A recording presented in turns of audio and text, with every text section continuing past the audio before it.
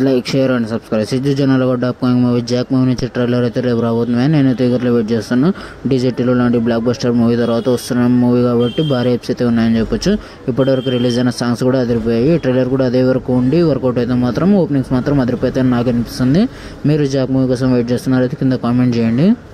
Charan upcoming movie పెడ్డి movie నుంచి Arya rights అయితే sale అవ్వడం జరిగింది. దాదాపు 35 కోట్లు పెట్టి టీ సిరీస్ అయితే కొనుగోలు చేయడం జరిగింది. అయితే భారీ రైట్స్ అని చెప్పొచ్చు. నేనైతే ఈగర్లీ వెయిట్ చేస్తున్నా. గ్లిప్స్ అయితే త్వరలో మన ముందుకు రాబోతుంది. రామ్ చరణ్ గారు ఈ మూవీలో పోషించే పాత్ర గురించి చాలా ఎక్స్పెక్టెడ్గా నేనైతే ఫీల్ అవుతున్నా.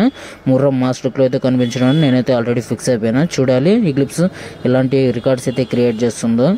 గారి సర్దార్ పార్ట్ 2 అయితే రెడీ అయిపోయిందని చెప్పొచ్చు. ఇప్పటి వరకు కంటెంట్ రిలీజ్ చేస్తూ కొంచెం టీజర్ మాదిరిగా అయితే రిలీజ్ చేయడం జరిగింది. ఈ టీజర్ క్లిప్స్ అయితే అదిరిపోయిందని చెప్పొచ్చు. సర్దార్ ఎంత పెద్ద బ్లాక్ బస్టర్ హిట్ అయిందో మనం సపరేట్గా చెప్పుకోవాల్సిన అవసరం లే. ఇంకా సర్దార్ పార్ట్ 2 కూడా అదే రేంజ్లో ఉంటుందని నాకైతే అనిపిస్తుంది. సర్దార్ మూవీ తర్వాత ఎలాగో ఖైదీ 2 అయితే ఉండబోతుంది. ఈ 2 మూవీస్ అయితే భారీ హైప్స్ అయితే ఉన్నాయి. చూడాలి ఏ రేంజ్ ఎక్స్పెక్టేషన్స్కి రీచ్ అవుతుందో లేదో సర్దార్ మూవీ.